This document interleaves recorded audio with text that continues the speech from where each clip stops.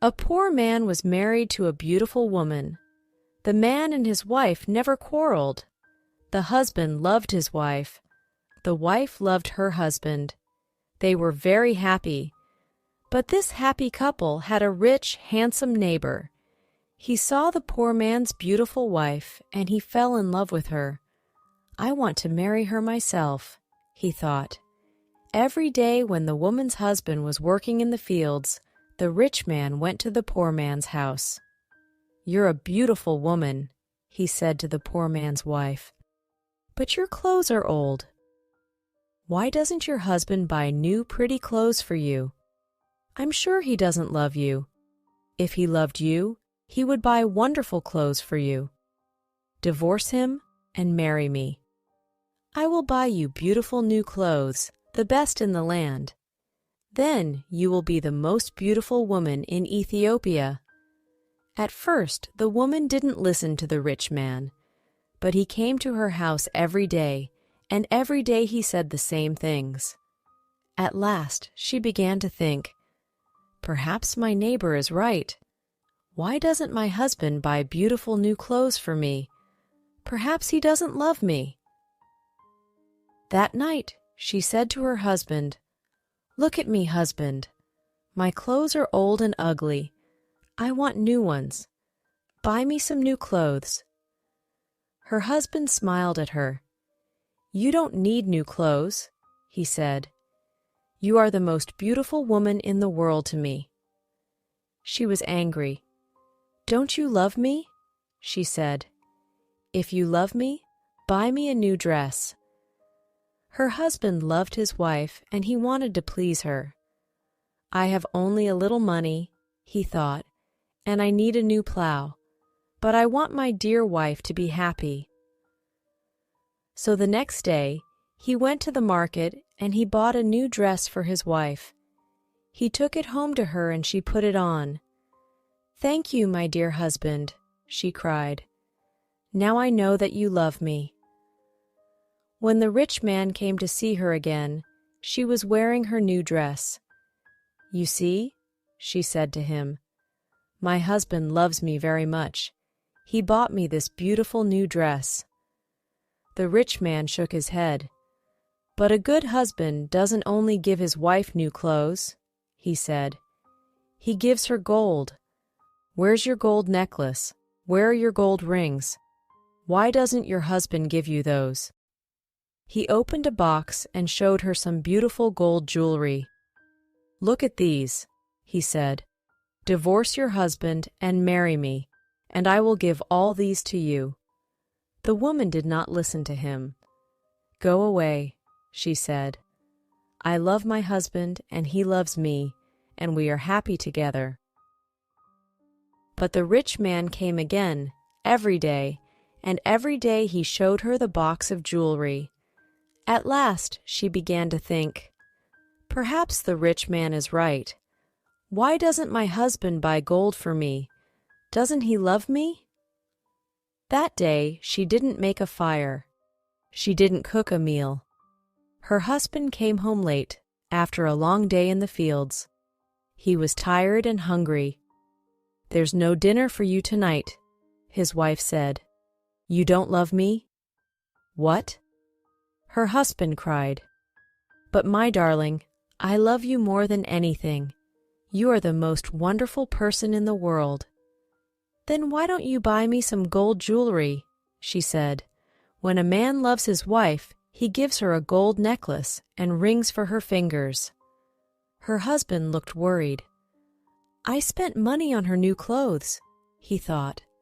"How can I find more for gold? I'll go and see my brother. Perhaps he will lend me the money. I must buy gold for my dear wife. I want her to be happy." The next day, he went to visit his brother. "Lend me some money, brother," he said, "and I will work for you in your field."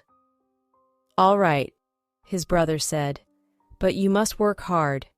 There are many stones in my field, and you must move them all away."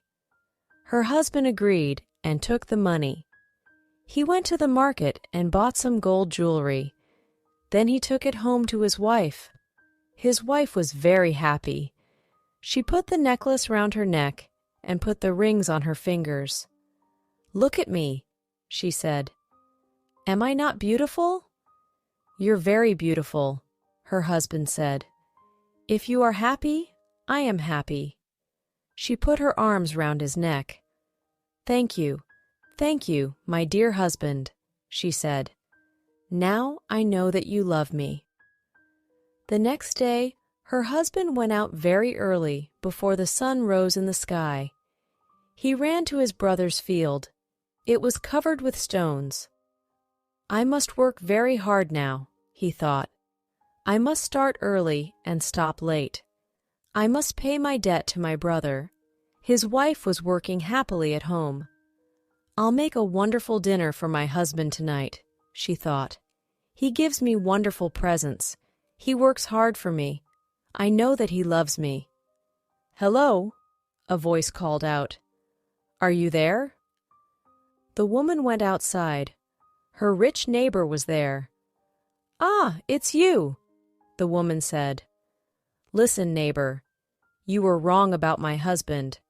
Yesterday, he bought me this beautiful jewelry. He loves me very much, and I love him. I will not divorce him. I will not marry you." The rich man was worried. Her husband loves her too much. He thought, "If I want her, I must be clever."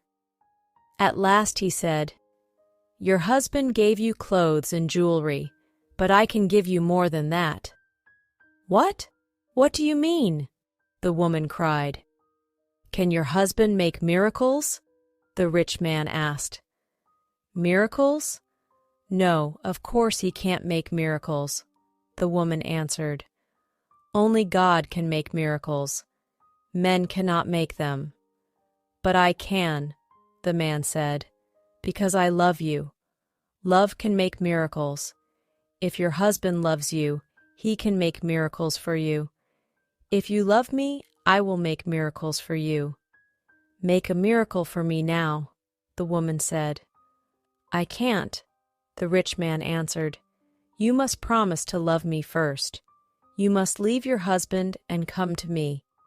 Then I will make wonderful, wonderful miracles for you." The woman said nothing, and the rich man went away. That night, the poor man came home late. He was very tired and hungry. His wife brought water for him, and he washed himself. She brought delicious food for him, and he ate it. "My poor husband," she thought. "He works so hard for me, and he is so tired and hungry. The rich man is foolish. How can my husband make miracles? It's impossible." But the next day, and the day after, and the day after that, the rich man came to her house again.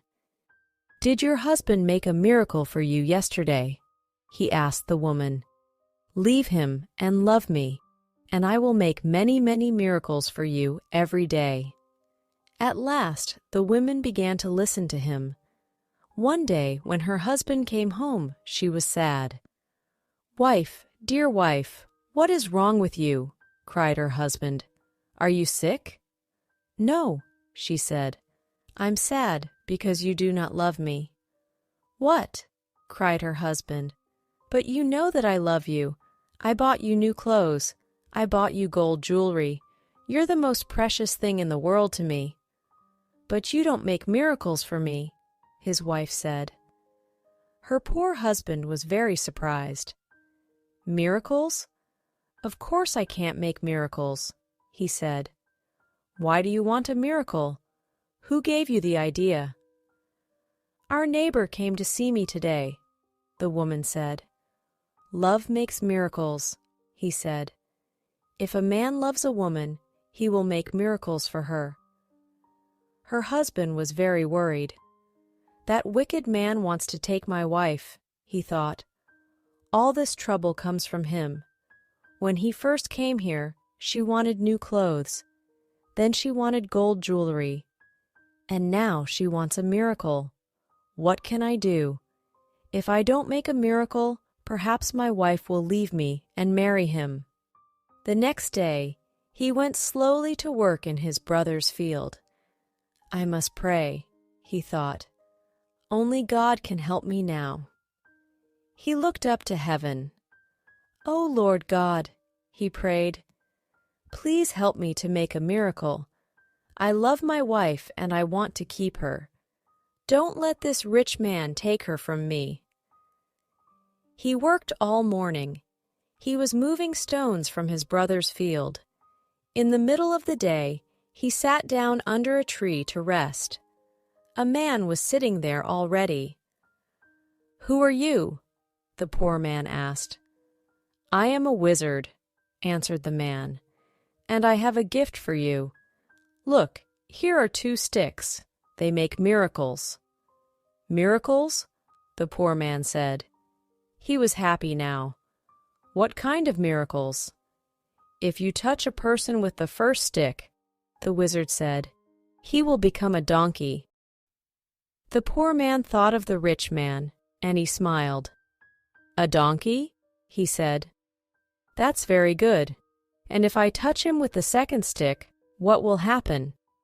"He will become a man again," said the wizard. The poor man took the sticks and jumped up. "Oh, thank you, my friend," he said. "I prayed to God and He sent you to me. Now I can keep my wife and punish my enemy." He ran home. "Wife," he called out, "come here. I'm going to make a miracle."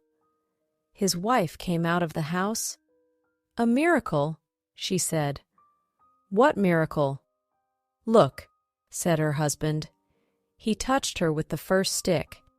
At once she became a donkey. She lifted her head and tried to speak, but she could not. "Hee-haw! Hee-haw!" was all she could say. Her husband touched her with the other stick. At once she became a woman again. "Husband, that's wonderful," she said. "It's a real miracle. How did you do it?" "I prayed to God," her husband said, "and He helped me. And now, wife, I am going to punish my enemy." "Your enemy?" said his wife. "Who is that?" "You know my enemy," her husband said. He was looking at her. He wasn't smiling now. "It's the rich man, our neighbor.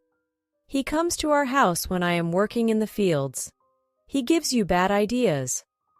Ask your husband for new clothes, he says. Ask him for gold jewelry.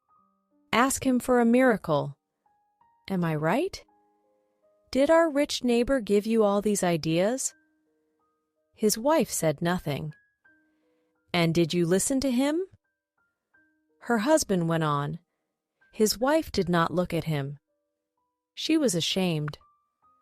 "I'm sorry," she said. "It's true. He said all those things. He wanted me to divorce you and marry him, and I listened to him."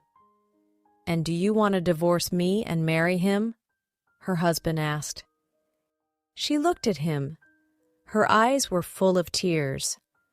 "No, dear husband, I want to stay with you forever, and I will never listen to him again." "Then take this stick," her husband said, "and touch the rich man with it." He gave his wife the first stick, but he hid the second one in the roof. The next day, he went to work. Soon, the rich man arrived at the woman's house. "Well," he asked her, "and can your husband make miracles yet?" "Yes," she said, and she touched him with the first stick. At once, the rich man changed into a donkey. "Now," said the woman, "you can go to work and help my dear husband." She took the donkey out to the fields. Her husband was working there. He was moving stones from his brother's field. "Ah," he said, "a donkey. Now I can finish the job quickly." From that day, the poor man gave the donkey many heavy loads to carry. The donkey carried stones away from the fields. It took sacks of teff to the market, and it brought flour and coffee home again. For many years, the donkey worked for the poor man. The poor man was not so poor now. The donkey was helping him. He was becoming richer. One day, the poor man looked at the donkey. It was tired and old. It stood still. Its head was bent down. The poor man was sorry for it. He went into his house and brought out the second stick. Then he touched the donkey with it. At once the rich man stood there. But he was not a handsome young man now. He was old. His back was bent. He was very, very tired. "You tried to take my wife away from me," the poor man said. "That was wrong. Go home now. Don't look at other men's wives again." The rich man went away, and he never came back again.